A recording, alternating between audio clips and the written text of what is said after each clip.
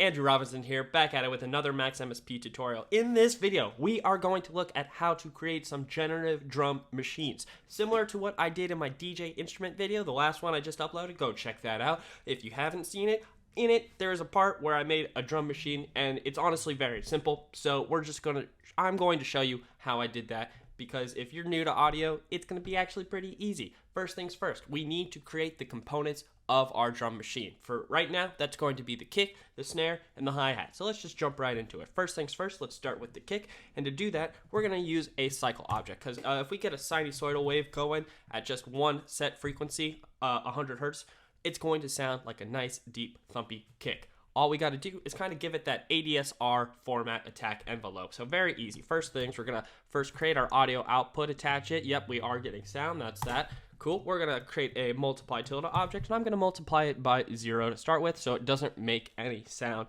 once I patch it into the audio output. Cool. That's all set up. Now we're going to create a function object, which is a great graphical user interface object. In this object, we can click and create dots, and it's going to create lines between those dots. And you see that as we do this, we can use these values, this range of values from this point to this point, as our amplitude envelope. It's really cool. Basically, function just lets you draw your own ADSR envelopes. And it's very convenient to do because this outlet outputs all points in line format. So that gives us the line of going from here to here and then from here down to here.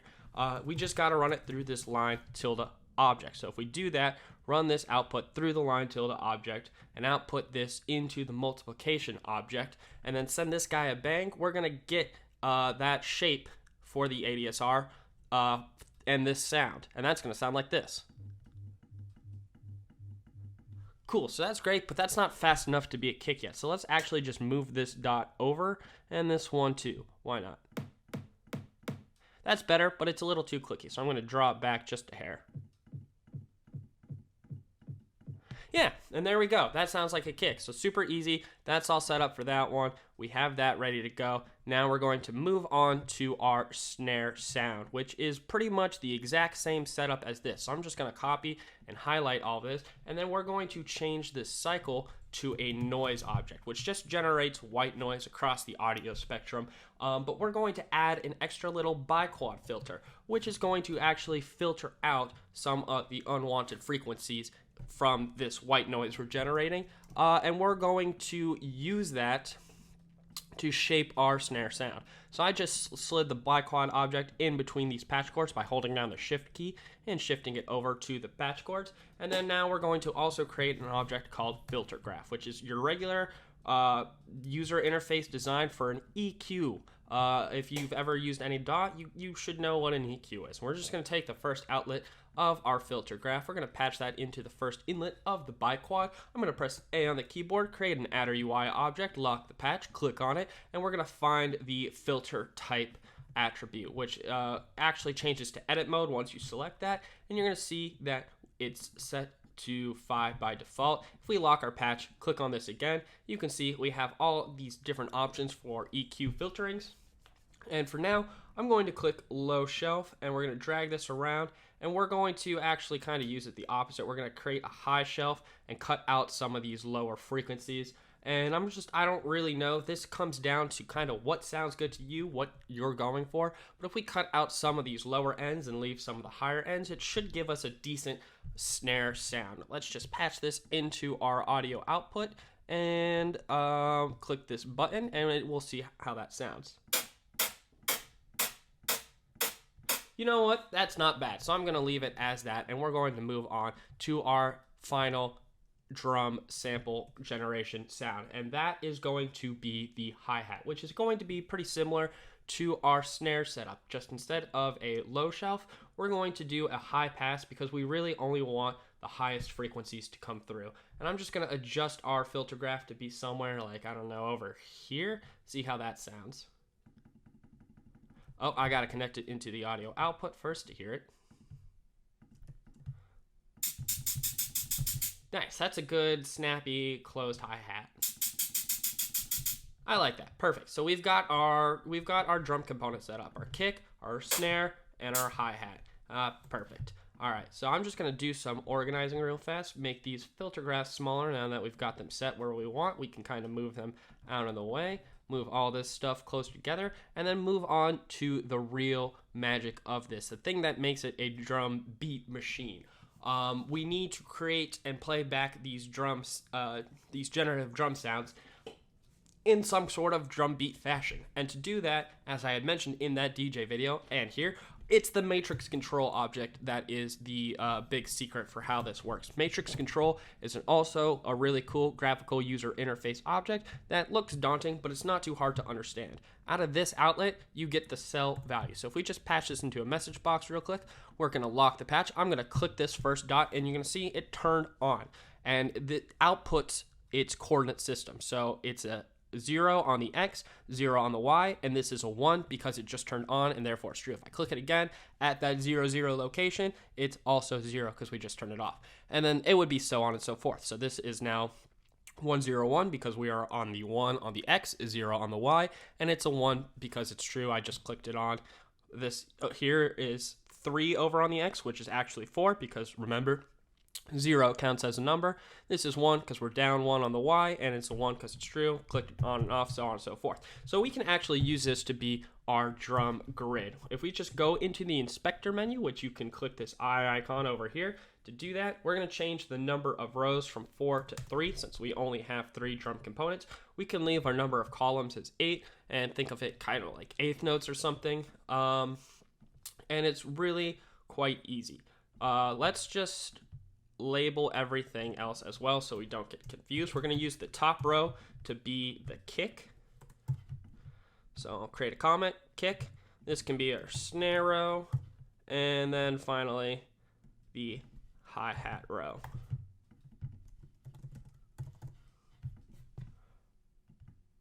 Cool, and now we're just going to click in some drum patterns. So I'm just going to say something like this for the kick, I don't know. We'll have the snare on the offbeat of all of those.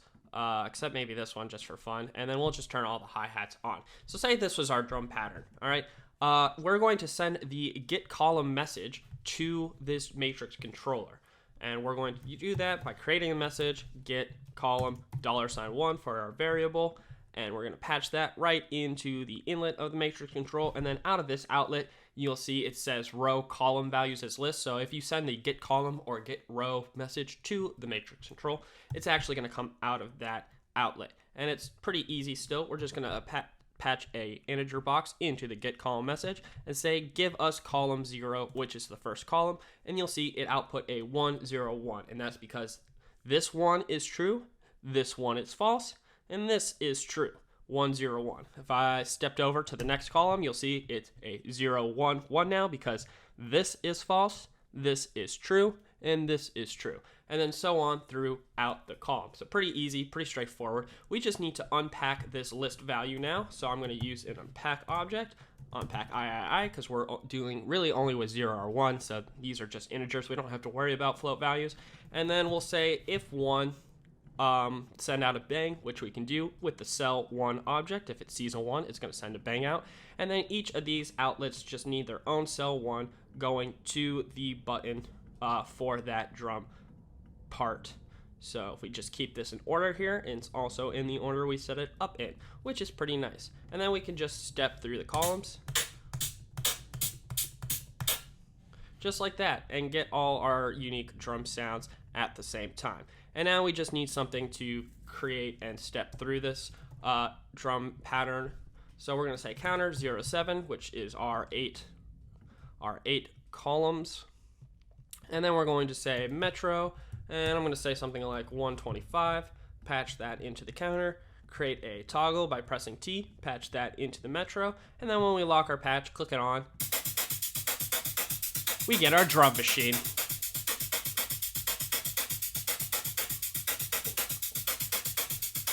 Perfect. But it doesn't end there. As you saw in that DJ video as well, we had an extra feature where it would generate new patterns at the click of a button. So to do that, very easy as well. We just need to send in lists to our matrix control that is the coordinates for what we want on or off. Very easy. We're going to start first with a pack object, and we're going to say I which will be the row it will travel across. And that coordinate point, we're going to say 0 because we only want it on the first Y row, which would be our kick. And then we're going to say I again to be the on or off integer value. So to reiterate, we're going to step through the x, that's this first I integer. The 0 is our y coordinate, and we only want to be in the kick row, so that just gets to say 0. And then the I will be the 0 or the 1, which is the true or false for this. So we're going to patch that into here. And then similarly, we're going to create a counter object, 0 through 7. Patch that into that first inlet to be the column that we're going into. And then we're going to create an I table, which is an object I really like because it lets us do weighted probability really easily, which will work really well for this drum beat machine. We just need to set the table range to something kind of arbitrary like 10, and then our table size to 2, since it's only a 0 or a 1 that we want the output of. And we're going to patch that into this last outlet. And for our kick, we want some kicks, but we also don't want too many kicks. So I'm going to say like something like this, where our 0 is set to 3 in the Y and our 1 is set to 4. So we're going to get the possibility of 1 slightly more than the possibility of 0. And to make this all work in a singular instance, all we have to do is create an Uzi object and say 7.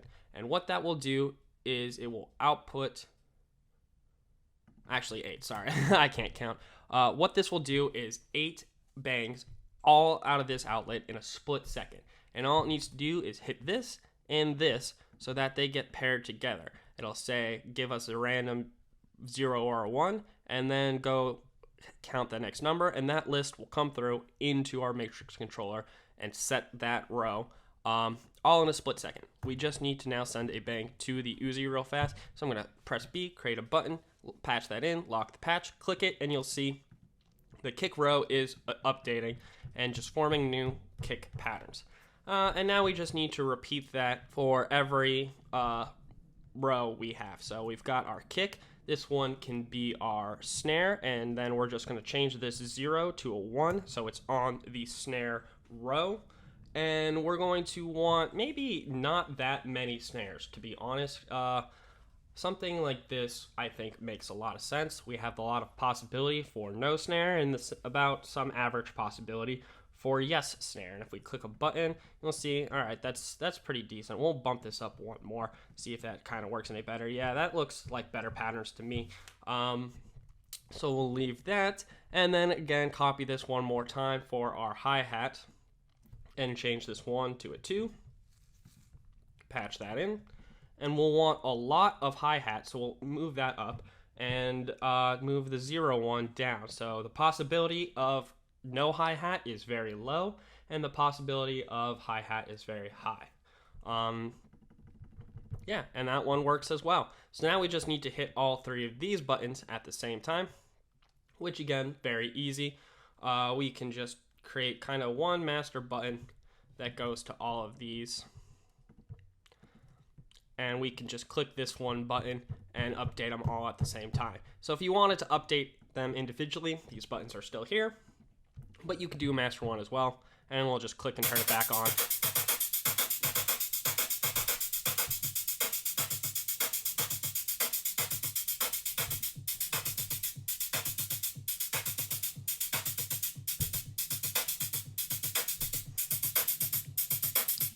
And then, I don't know, just for fun, we'll say, every time this hits the beginning again, so we'll say actually 0. Well, no, we'll leave it 7. If it hits the end of the line, it can hit that button and give us a new pattern.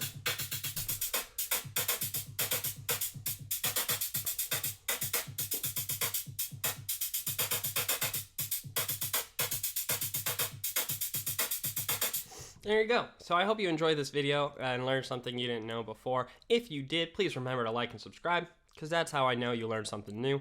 If you have any questions still, please feel free to leave those in the comments down below, and I will answer them if and when I can. And on that note, I will see you guys in the next video. Thanks so much for watching.